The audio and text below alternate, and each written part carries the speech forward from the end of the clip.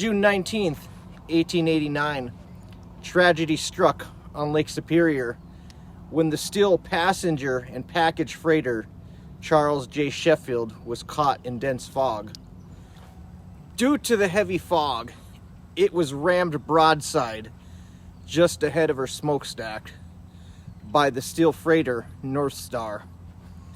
In a desperate effort to save lives, the North Star kept her bow lodged in the gaping hole she had torn into the Charles J. Sheffield, allowing the crew enough time to scramble aboard the North Star for safety. Once the last man had escaped and the North Star backed away, the mortally wounded Sheffield slipped beneath the waves in just 8 minutes.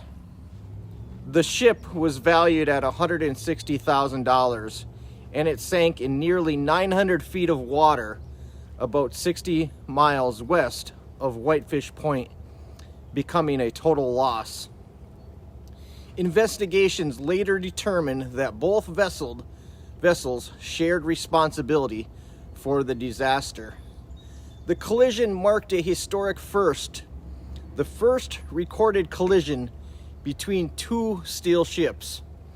Ironically, the Charles J. Sheffield had been considered a marvel of modern design when it was launched, featuring innovative cargo hatches and iron decks that made her one of the most advanced bulk freighters of her day.